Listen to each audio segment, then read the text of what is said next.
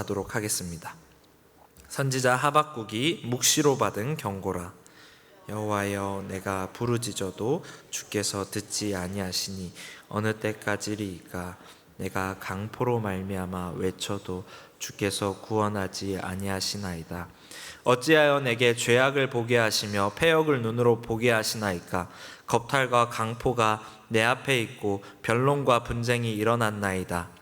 이러므로 율법이 해이하고 정의가 전혀 시행되지 못하오니 이는 악인이 의인을 애워쌌으므로 정의가 굽게 행하여 짐이니이다. 아멘. 여러분, 이 하박국, 오늘 이 하박국을 떠올리시면 가장 먼저 떠오르시는 게 어떤 것입니까? 아마 3장 17절과 18절 말씀일 것입니다. 비록 무화과 나무가 무성하지 못하며 포도나무에 열매가 없으며 감람나무에 소출이 없으며 밭에 먹을 것이 없으며 우리의 양이 없으며 외양간에 소가 없을지라도 나는 여호와로 말미암아 즐거워하며 나의 구원의 하나님으로 인해 말미암아 기뻐하리로다 라는 이 말씀을 여러분들은 가장 먼저 떠올리실 것입니다. 힘들고 어려운 상황일지라도 언제나 우리 주님으로 인해서 즐거워하고 기뻐하겠다라는 이 고백은 우리로 하여금 믿음의 결단과 도전을 일으키는 것 같습니다. 그래서 오랜 시간 동안 참 많은 사람들에게 사랑을 받으면서 찬양으로 불렸는데요. 그런데 하박국이 처음부터 이런 고백을 했던 것은 아닙니다. 오히려 정반대의 분위기로 이 하박국이 시작이 되는데요. 오늘 본문을 다시 한번 보도록 하겠습니다. 2절을 보시면 여호와여, 내가 부르짖어도 주께서 듣지 아니하시니 어느 때까지리까 로 시작을 해서 3절에 어찌하여 내게 죄악을 보게 하시며 패악을 눈으로 보게 하시나이까 라고 합니다. 여기서 이렇게 물어보는 것은 진짜로 궁금해서 물어본다기보다 그만큼 자신이 처한 이 상황이 답답하다, 억울하다, 한탄스럽다 라는 것을 하나님께 강력히 피력하는 것이죠. 그러면서 4절에는 이러므로 율법이 해이하고 정의가 전혀 시행되지 못한다 라고까지 이렇게 이야기를 하고 있습니다. 그러니까 쉽게 말해서 이런 겁니다. 하나님, 지금 이 세상 돌아가는 것 좀 보세요. 세상 천지가 다 죄악입니다. 하나님은 공의의 하나님이시잖아요. 도대체 왜 그냥 두고 보시는 거예요? 라고 하면서 따져 묻는 것이죠. 이렇게 하나님 앞에 따져 물었던 자가 하박국만 있는 것은 아닙니다. 우리가 잘 아는 것처럼 욥도 있습니다. 주께서 어찌하여 얼굴을 가리시고 나를 주의 대적으로 여기시나이까. 주께서 어찌하여 날리는 낙엽을 놀라게 하시며 마른 건바람을 따르시나이까 하면서 아주 강력하게 이야기를 했죠. 사실 이외에도 모세나 예레미야, 기드온 등 하나님께 귀하게 쓰임받았던 수많은 믿음의 사람들이 한 번씩 이렇게 주님 앞에 아주 솔직하게 자신의 심정을 드러낸 것을 우리는 발견할 수 있습니다. 여러분, 혹시 이걸 보시면서 아니, 하나님께 이래도 되는 거야? 라는 생각 때문에 좀 혼란스럽지는 않으십니까? 분명 로마서 9장 20절에도 이런 말씀이 있습니다. 이 사람아, 내가 위기에 감히 하나님을 힐문하느뇨. 지음을 받은 물건이 지은 자에게 어찌 나를 이같이 만들었느냐 말하겠느뇨. 그러나 여기서 말한 이 사람이라고 하는 사람들은 문맥적으로 봤을 때 하나님을 부인하고 대적했던 사람들입니다. 그러니까 거침없는 이 솔직함과 대적은 분명히 다르다라는 것이죠. 믿음의 사람들이 보여준 이 거침없는 솔직함 속에서 발견할 수 있는 공통점이 있는데 그것은 뭐냐면 바로 하나님의 주권을 인정하고 있다라고 하는 것입니다. 하박국이 왜 하나님께 부르짖고 소리치겠습니까? 왜 불의한 현실을 하나님 앞에 가져가서 이야기를 하고 있는 것이겠습니까? 그것은 심판에 대한 주권이, 자신이 처한 상황에 대한 주권이 하나님께 있다라는 것을 분명히 알기 때문에 하나님께 따져 묻는 것입니다. 하박국은 주권이 하나님께 있다라고 하는 이 사실을 완전히 믿고 있었는데 어떻게 알 수 있냐면 하나님의 응답에 대한 그의 반응입니다. 하나님께서 이 따지듯 묻는 질문에도 2차례나 응답을 해주시는데요. 응답을 받고 난 이후에 이 고백이 오늘 우리가 하박국 하면은 곧바로 떠오르는 이 무화과 나무 9절입니다. 하나님께서 그리하신다고 말씀을 해 주시니까 그대로 이루어질 줄을 믿기 때문에 그러한 고백을 할 수 있었다라고 하는 것이죠. 마치 이런 것입니다. 억울한 일을 당해서 송사를 진행을 하고 있는데 옆집 사장님이 궁금해가지고 무슨 일이에요? 어떻게 된 일이에요? 라고 물어봅니다. 그러면 그냥 뭐 이러저러 하다가 대충 이 정도로만 이야기를 할 것입니다. 그런데 만약에 그 사건을 담당하고 있는 판사가 와서 무슨 일이에요? 라고 물어보면 어떻게 대답을 할까요? 자기 마음을 다 담아서 아주 진솔하게 처음부터 끝까지 아주 상세히 그렇게 말하지 않겠습니까? 판결을 내릴 판사이기 때문에 그렇습니다.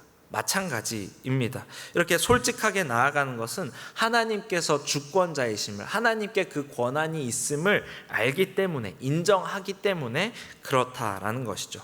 그런데 여러분, 아무리 억울해도 판사에게 저렇게 따지듯이 화내면서 질문을 할 수 있는 사람이 있을까요? 모든 권한이 판사에게 있다라는 사실을 알기 때문에 오히려 아무리 억울해도 저렇게까지 울분을 토하면서 말할 수 있는 사람은 없을 것입니다. 그런데 한 사람이 예외입니다. 바로 판사의 자녀입니다. 자녀는 아버지가 자신을 사랑하신다는 것을 잘 압니다. 그래서 겉으로 드러나는 내 몸짓이나 말투, 표정이 아니라 그 안에 담긴 진심을 누구보다 잘 알아주실 것을 믿는 것입니다. 이렇듯 누군가에게 솔직하게 자신의 감정을 다 드러낸다라고 하는 건 그 존재와 아주 깊은 사랑의 신뢰 관계가 있기 때문입니다. 저는 사람들과 어울리는 것을 좋아하는 편입니다. 그래서 여러 사람들과 이렇게 두루두루 친하게 지내는 것을 좋아하는데요. 그렇지만 곰곰이 생각해보면 아주 깊은 관계는 얼마 없는 것 같습니다. 이유를 생각해보자면 제가 솔직하지 못해서인 것 같습니다. 관계를 하다가 제가 좀 뭔가 불편한 게 생겼다, 상대방이 좀 불편한 행동을 저에게 했다라고 하면 그렇게 해도 솔직하게 말해본 적이 거의 없는 것 같습니다. 저의 불편함을 말했다가 괜히 사이가 틀어지고 이 관계가 깨어질까봐 말을 못하는 것이죠. 그런데 상대방은 제가 그걸 불편해하는 것을 모르다 보니까 그 부분을 계속 건들게 되고 저는 그걸 피해서 그냥 그 정도까지의 사이로만 남는 것입니다. 아마 저와 비슷한 분들이 많이 계시지 않을까 싶습니다. 그런데 아내한테는 다릅니다. 아내에게는 제가 불편하게 느끼는 것들을 솔직하게 말할 수가 있는데요. 제가 아내와 결혼을 다짐하게 된 가장 큰 이유 중 하나도 바로 이것입니다. 지금의 아내와 교제를 하는데 제가 어느 순간 이 사람과는 내가 아무리 싸워도, 그러니까 내 불편함을 아주 솔직하게 끝까지 드러내도 이 관계가 깨어지지 않을 것 같다라는 확신이 들었습니다. 하박국이 이렇게 솔직하게 자신의 그 불편함까지도 가감없이 드러낼 수 있었던 이유도 마찬가지라는 것입니다. 그가 하나님을 사랑하고 하나님께서 그를 사랑하신다는 사실을 알았기 때문이라는 것이죠. 그냥 아는 수준이 아닙니다. 내가 솔직하게 내 감정과 생각을 주님 앞에 말씀드려도 마음의 중심을 보시는 하나님께서는 나를 아시고 나를 버리시지 않는다, 벌하시지 않는다라는 이 믿음이 그 안에 있었다라는 것입니다. 이러한 사랑의 믿음이 세워져야 할 텐데 세워지기 위해서는 십자가를 날마다 우리가 묵상해야 합니다. 여러분, 우리 인간은 오늘 울면서 막 울부짖으면서 사랑을 고백했어도 내일 무슨 일이 생기면 뒤돌아서서 부정하는 존재들입니다. 예수님의 제자들도 그러하지 않았습니까? 3년 동안 동고동락한 이 가장 친밀한 사이인데 마지막까지도 예수님의 사랑을 받고 또 자신들의 그 사랑을 고백했던 그 사이인데 예수님께서 잡히시니까 어떤 일이 벌어졌습니까? 다 뿔뿔이 흩어졌습니다. 심지어 예수님을 가장 사랑한다, 내가 목숨을 걸고 사랑하겠다라고 고백했던 그 베드로는 3번이나 예수님을 부인합니다. 사실 더하면 더했지 우리라고 다르진 않을 것입니다. 당장 눈에 보이는 것만 현실이라고 생각을 하다 보면 예수님 사랑을 놓치고 세상의 것들을 쫓게 됩니다. 내 안위만을 쫓게 되는 것이고 돈과 명예만을 쫓게 되는 것이죠. 그러나 십자가를 묵상하면 예수님의 사랑이 우리의 현실이 되는 것입니다. 마치 이런 것입니다. 어떤 아이가 놀다가 집안에 있던 아주 고가의 어떤 항아리를 실수로 깨뜨렸습니다. 아버지가 당연히 화를 내실 줄 알았어요. 맨날 닦으면서 금이야 오기야 아주 귀하게 아끼시던 그 항아리였기 때문입니다. 그런데 도리어 깨지고 나니까 다친 곳은 없냐면, 너 어디 혹시 다치지 않았니? 하면서 아주 걱정을 해주시는 겁니다. 그러면 이 아이는 나중에 실수로 컵을 깨도 변명하거나 회피하지 않고 솔직하게 아버지 앞에 나아가서 아버지 죄송해요, 제가 컵을 깼어요 라고 고백을 하게 되는 것이라는 것입니다. 이처럼 주님께서는 우리에게 우리가 아직 죄인 되었을 때에 그리스도께서 우리를 위하여 죽으심으로 하나님께서 우리에 대한 하나님의 사랑을 확증하셨다라고 말씀을 해주셨습니다. 우리가 뭘 잘해서가 아니라, 우리가 착해서가 아니라 이 십자가의 이 사랑이 오직 하나님의 그 은혜로 구원받았다는 그 사실을 알 때에, 십자가의 이 사랑이 얼마나 큰지를 우리가 알 때에 우리는 두려워하지 않고 담대하게 솔직하게 우리 주님 앞에 나아가서 기도를 올려드릴 수 있게 되는 것입니다. 하나님 앞에서의 솔직함은 굉장히 중요합니다. 우리의 신앙이 자라지 못하게 하는 가장 큰 걸림돌 중에 하나가 바로 이 척이기 때문입니다. 하나님을 사랑하지 못하면서 대단히 사랑하는 척, 믿지 못하는데 완전히 믿는 척, 신앙에 어떤 문제가 있으면 그 문제를 하나님 앞에 솔직하게 이야기를 하고 해결받고 그 다음 단계로 넘어가야 되는데 계속 괜찮은 척을 하니까 그 단계에 머물면서 아무것도 달라지지 않는 것입니다. 그러니까 아무리 오랫동안 신앙생활을 해도 허무하고 재미가 없습니다. 빈 껍데기 종교생활밖에 되지 않는 것이죠. 우리 안에는 이러한 척의 유혹들이 쉽게 찾아옵니다. 특히나 모태신앙이거나 교회에서 어떤 중책을 맡고 있는 경우에 더욱 그러합니다. 교회에서 나 정도 되면은 이 정도 믿음은 있어야지, 이 정도 모습은 보여줘야지 라고 하는 생각이 다 있는 것이죠. 다시 말해서 체면 때문에 믿음 좋은 척을 하게 된다라는 것입니다. 더욱 치명적인 것은 이 척을 굉장히 우리는 잘 해낼 수 있다라고 하는 것입니다. 어렸을 때부터 교회에서 살았기 때문에 어떻게 해야 믿음이 좋아 보이는지를 다 알고 있습니다. 이렇게 척을 잘 하다 보면 어느 순간에 만들어낸 이 모습이 자신의 진짜 믿음이다 라고 착각을 해서 더 이 늪에서 빠져나오기가 어려워집니다. 이 척하는 신앙이 얼마나 비참한 결과로 이어지는지는 초대왕 사울을 보면 우리가 아주 명확하게 알 수가 있습니다. 사울은 하나님께 버림을 받기 직전에도 끝까지 체면을 차리고 척을 했습니다. 사무엘이 이 아멜렉과의 이 전쟁에서 순종하지 않은 이 사울을 책망하러 갔을 때 사울이 어떻게 반응을 했습니까? 자신의 이 불순종을 회개하면서 두렵고 떨리는 마음으로 하나님 앞에 간절히 구하면서 나아갔어야 했는데 끝까지 핑계를 대면서 백성들이 좋은 것을 남겨두었다고, 다 하나님을 위해서라고 그렇게 떠넘깁니다. 그러면서도 사무엘에게 이렇게 이야기를 하는 것이죠. 백성 앞에서 나를 높여주사 내가 가서 하나님께 경배하게 하소서. 결국 사울에게 있어서 가장 중요한 것은 하나님과의 이 친밀한 관계가 아니었습니다. 백성들 앞에서의 이 왕다운 체면, 그리고 거룩한 척 하는 이 허울이었습니다. 진짜 마음의 중심은 이미 하나님으로부터 멀리 떨어져 있었는데 겉으로는 예배의 형식을 붙들고 제사를 드리려 했던 것이죠. 그 결과 하나님은 제사보다 순종을 더 기뻐하신다라고 하시면서 사울을 왕위에서 완전히 폐기하셨습니다. 그럼 반면에 다윗을 보십시오. 다윗은 하나님 앞에서 죄를 범했을 때 어떻게 했습니까? 우리아의 아내를 빼앗고 충신을 죽인 그 끔찍한 범죄가 나단 선지자에 의해서 낱낱이 들통났을 때 사울처럼 변명하거나 괜찮은 척하지 않았습니다. 그는 곧바로 침상이 눈물로 썩을 정도로 하나님 앞에서 자신의 이 추악한 죄악을 다 고백하면서 거짓 없이 쏟아내고 통곡했습니다.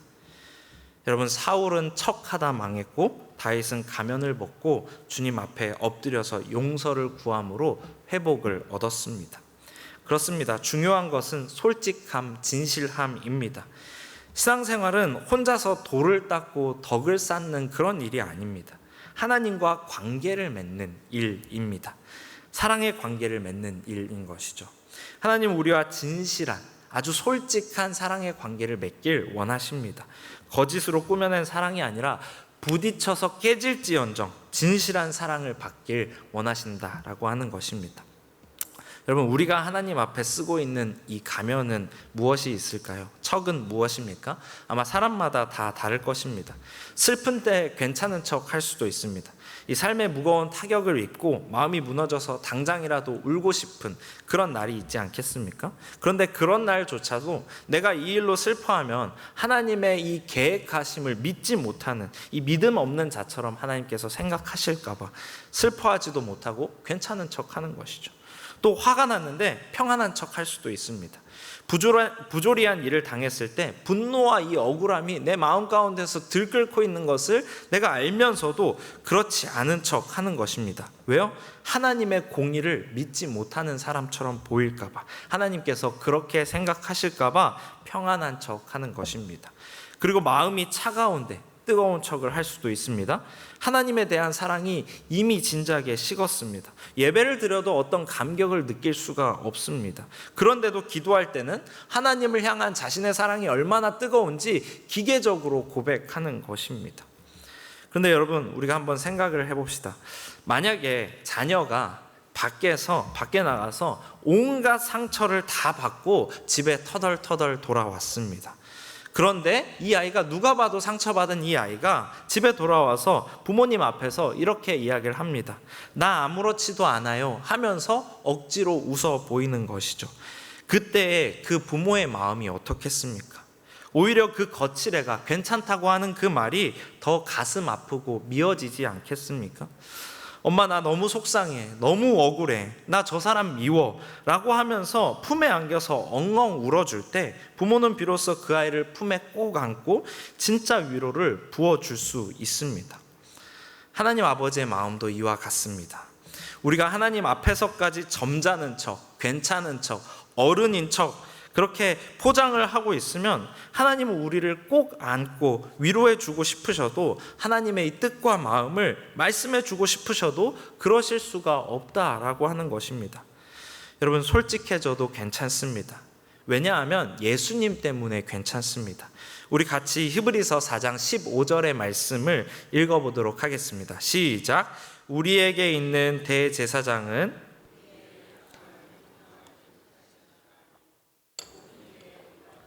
시험을 받으시니로되 죄는 없으시니라.